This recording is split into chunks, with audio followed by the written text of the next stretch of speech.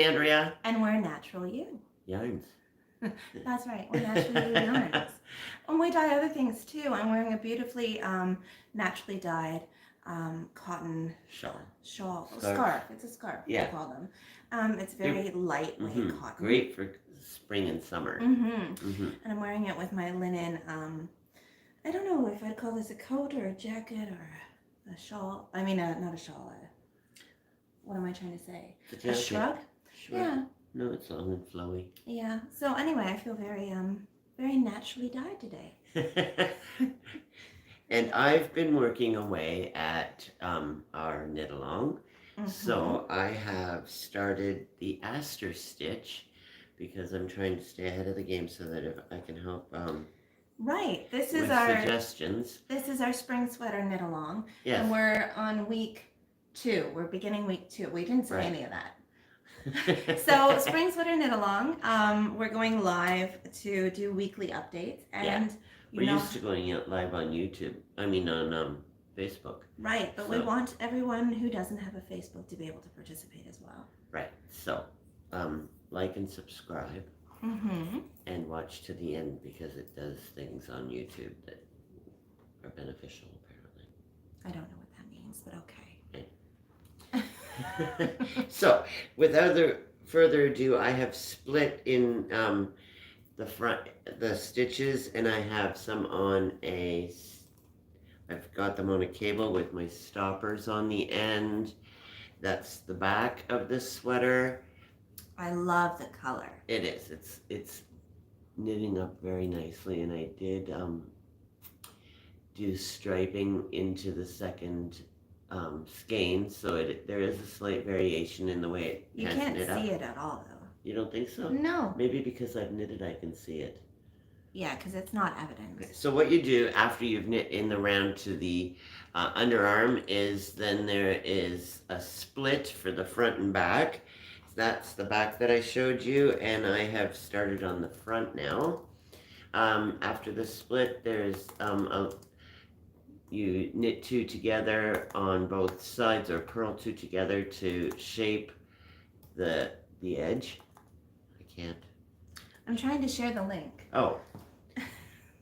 And then you get right into the aster stitch, and it is not as difficult as you may think. It looks like it's a complicated stitch, but it's rather easy to do. I tried to look up a tutorial that we could share with you, but they all seem to do things on the opposite side rather than do it on the wrong side. This one does it on the right side. So when you, please just follow the pattern and do exactly what it says. In order to get all the elongated stitches on the first row with your contrast color, when you go to knit, you put your needle in as if to get your yarn from the back, and you wrap it around an extra time so that when it comes onto your right hand needle, you've got 2 loops rather than 1 for that 1 stitch. And you do the entire row with all the double loops in the contrast colors, and then on the way back, when you go to purl into the back side, you're taking the loop off of the left hand needle, putting it on the right for all 5 stitches that are part of the aster, and then dropping that extra loop that you had around the needle, which elongates your stitches, and then you put all your stitches back on the left hand needle in order to purl into the back of all 5 at once. It sounds complicated, but with the extra length on them, it's not hard to get your needle in there. It does sound kind of complicated and like a lot to explain right out the gate. Well, most people are probably not on the aster section yet. So I think we'll make a video of you actually physically doing it and share that with our followers. Yeah. Some people jump ahead, and I like to... Well, we do have some fast knitters working with us this time, but nobody is joining us right yet on the live, so so I'm not sure. I've just been so, I wanted to get to that section, and I wanted to knit it myself so that I knew what to say to people. So, of course, the first thing on the top of my thinking is, I got to explain the aster stitch, and here we are. And I was all like, What is she doing? Like, Mom, nobody's joined yet, and we need to, hi there, Anne. I was like, we need to go slow and steady and introduce what we're working on. And I'm like, the ostrich. She lost me, and I'm like, I'm trying to share it, and she's like, get out of my space. I'm holding my shirt up. Anyway. Sorry.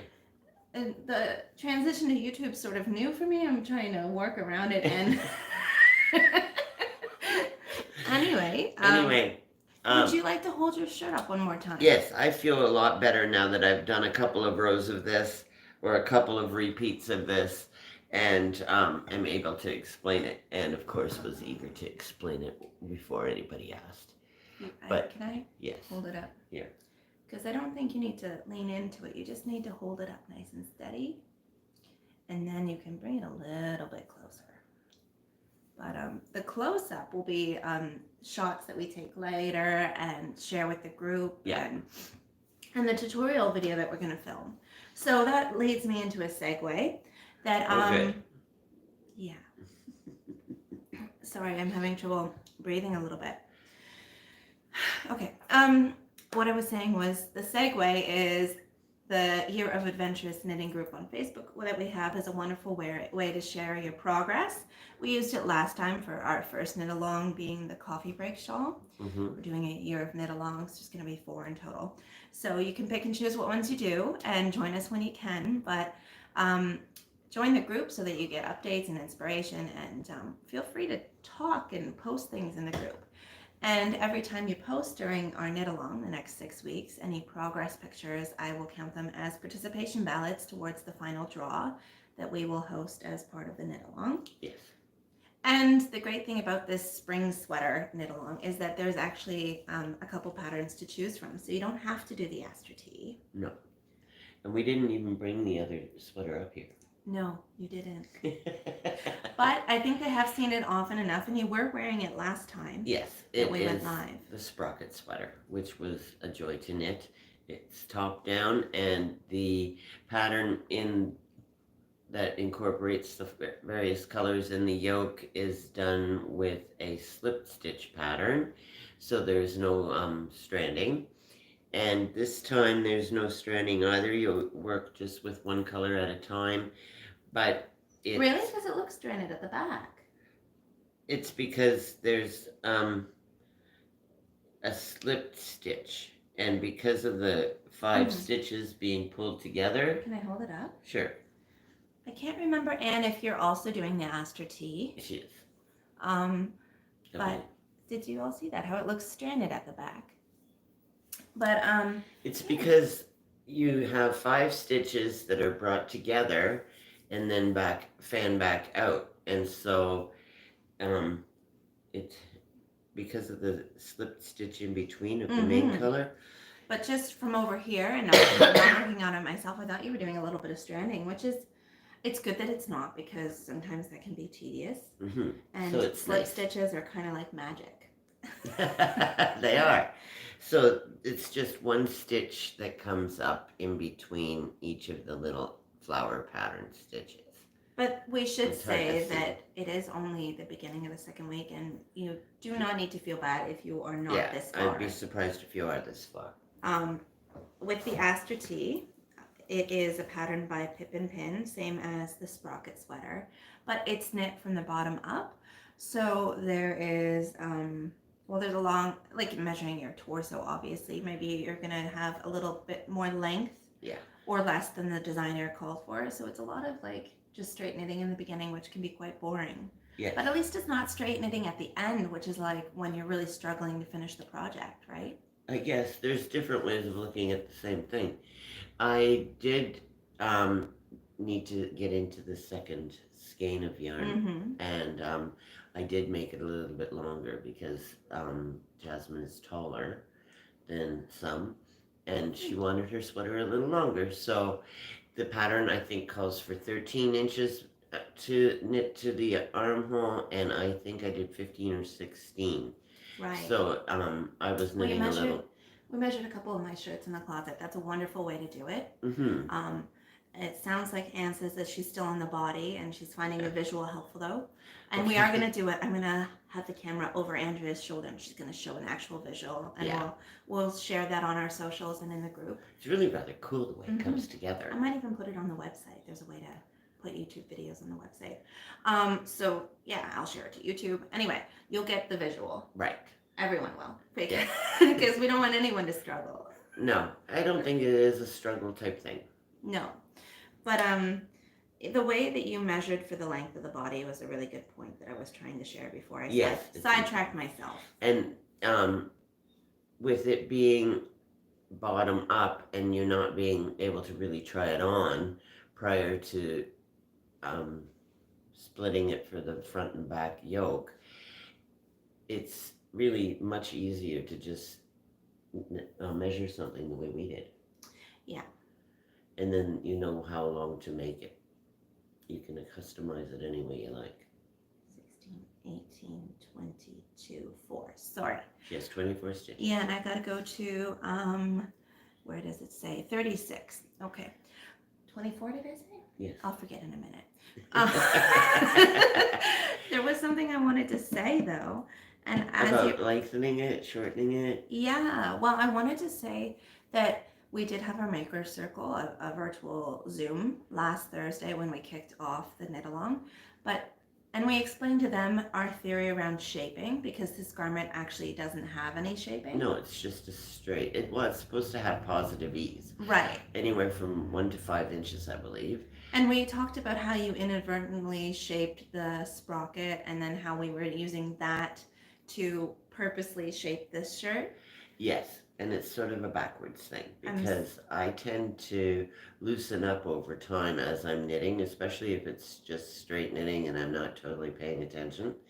So in order for it not to be an inverted A-line, I just started with a smaller needle, and as I loosened up, then I switched to... No, you started with a bigger needle, and as you loosened up, you switched to a smaller one. Right. So this might inadvertently have some waist shaping because then, of course, I loosened up again. Yeah. Yeah. That was our theory. I was like, okay, you got gauge with this needle. Right. And I want the bust and everything in this one size, but I wouldn't mind if the bottom was a little looser, so right. Jump up a needle. And I think in the end, it's going to be interesting. I hope it works. Me too. I did sort of, I don't know. Well, it was a good idea. Suggest it. Yes. Yeah. So shaping by not actually increasing or decreasing, but just changing your needle size is a new one for us. Relatively. I think we sort of did it with the last knit along. Yeah. Oh. I forgot about that. The last knit along, I was the one knitting the shawl and leading the charge, so to speak, and I read the pattern wrong, and those who were part of the knit along know that I actually used the wrong needle size. I don't know. It was in US needle sizes, and Jasmine thought, 5 millimeter. And so I was just so eager to get started. I wanted to have a little bit done before we even began so that I could speak on the pattern and be able to help. I've been doing the same thing, so and it was at one point where someone was mentioning the 3.75 millimeter needle, and I went, "What are you talking about? It's a 5." They were like, "Yeah, and the funny thing is, now we have the shawl on display in the shop, and people are like, "I love the size of this shawl. It feels so soft, this fabric." And people are now on purpose also knitting it in a 5 millimeter needle because.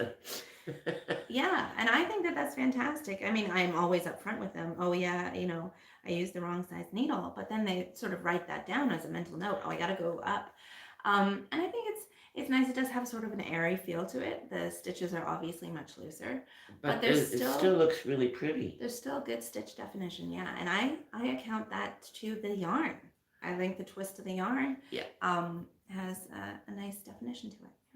Yeah. So anyway, we alter patterns either purposely or by accident every single time we knit. And, us knitting things and making a mistake or figuring out and having to frog something and knit it again, I think is part of what is helpful about a knit along to begin with. Because we've learned by trial and error, but you don't have to do the same thing. You can just... You don't have to recreate our mistakes. Right. You can just make your own. benefit from it. So, I know everyone, there's a bunch of sayings out there about how everyone believes you should have at least one mistake in a project, and my projects are not perfect. No. And it's fun to actually play the game, like guess where I went wrong, or can you spot the mistake? Actually, this sweater that I'm wearing now has a major mistake. A major mistake? I've never noticed. You wear it all the time. I know. I ran a knitting retreat a number of years ago before I got sick, and I actually had this sweater knit at that time, and I wore it at the retreat, and I just stood in the center of the room with my arms out, and I said, okay, the person, because we had games and things, and it was whoever found the mistake first got the prize. And the really weird thing about it was that people were pointing out all kinds of things that I didn't think were a mistake. Sorry, I forgot about that part. So it was fun that way. You're like, no, that's fine. You've got to have really thick skin for this game. And I was like, no, I just left that. That's not really a wrong thing. And how do you even... Yeah, no, you gotta... Anyway, it took a while for that backfired. People to actually find it. And so it was all to prove the point that people don't notice your mistakes all the time, and you don't always have to go back and take things apart. Did it prove that, though, or did it prove that... I'm not a good knitter? Well, not prove it, but did it make you feel like it? Because people were No, like, not I at have all. to find the mistake? It was a winter knittle retreat, and it was really hot in there, and I just wanted them to find the mistake so I could take the sweater off. It was too warm. At that point, you like turn and you start pointing. I was like giving hints and everything else. And I suppose now I should actually show the mistake. Well, and now I guess you kind of have to. Okay. How does everyone else feel about mistakes? Are you perfectionist, or do you let it go? Do you frog, or do you tink? I actually enjoy frogging. I will rip my needles out and pull it. Oh God, no! And she's like, "Oh my God!" No, I'll go in with another needle and I'll pick up stitches in a row, and I always get it wrong, and I end up being out of line. It takes me forever to frog. And that's why I don't do it. That's why I rip, because if you rip fast enough, the loops stay in position. So I just, yeah. She's braver than I. I do enjoy it. No, there's something like cathartic about ripping it out really fast. And Anne says hell no. So hell no to all of it. We don't tink, we don't frog, we're good. Yeah. Do you want to see the mistake? I do now. I don't know if I've ever seen it. Is it something you can show on camera, or is it somewhere indecent? I think you should maybe be able to see it's at the back. Okay. Turn towards me a little bit. Guys, I'm looking. It's pretty in your face. Sure. In the center. Right here? I'm not sure exactly where it is, but... That's not center, that's at the back. Is it a cable? No, it's between the cables. Between the cables on this side? Turn the other way. I don't remember Turn now. The other way. The other way. I don't think people can see it. Guys, it's lies. I can't see. I'm gonna shift this way now. I can't tell. Well, point made. Point made? Yes, it doesn't matter. You don't have to frog. I thought you were going to Nobody show will ever me. know. I thought you were going to show me where it was. It's... Never mind. Point made. It's one of the lines across. Uh-huh. It's half double. Oh! You said it was between the cables, so I was looking in between the two cables on the side. No, it's between the two cables in the center. That's ridiculous. I still don't see it. Oh, here. Right here. Okay, guys, now show them. They won't even be able to tell. No, because you got to turn that way. Right here. She doubled up when it's supposed to be... One row. Yeah, okay. Oh my God, that was a headache and a half trying to find that. It has like shaping and Oh yeah, you can see it on. and between the A lines, you've got this lovely no, here I was talking about your what are those called? I had Cables. and I thought you said it's between the cables, so I'm looking between the two cables on the one No, it's side. between these cables and these cables in the center, halfway down the back. Anyway, it's not really noticeable. I don't know why we did that, guys.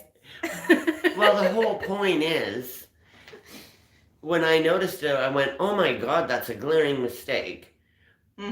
But obviously not so glaring that it's obvious to anybody when you're wearing it. So why fix it? I would have had to take back through cables, and that was like, oh my God, no.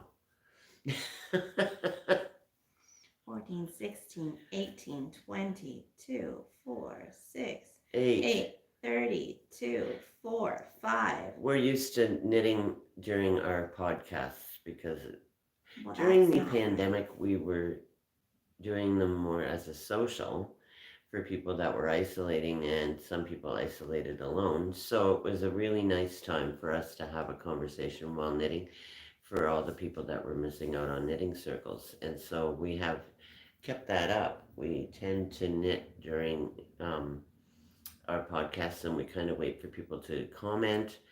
We're not doing today's at a very good time for people to be watching while we're live.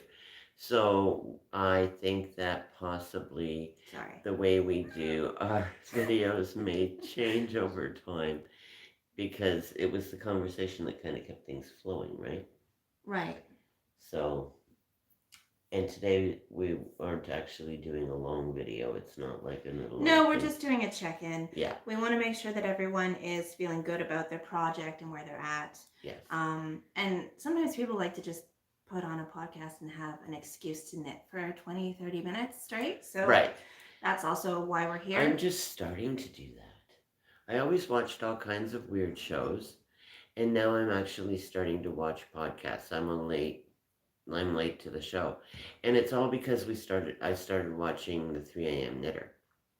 And I thought, oh, I've got to watch it because I know Anne, and so I thought we've got to watch that and see what she's doing. It's like and be supportive. So I started watching podcasts, and now I think I'm going to start watching Pip and Pin.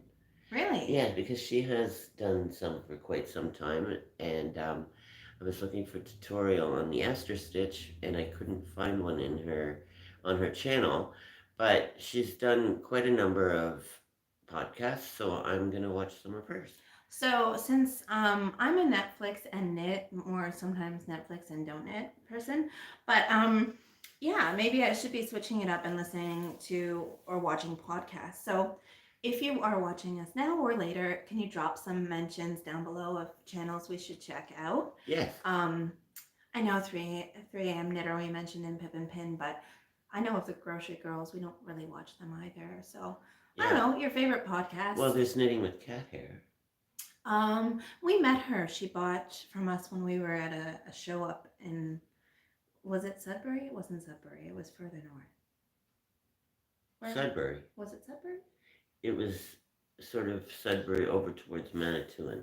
Right. So we met her, and then she ended up knitting something in our yarns.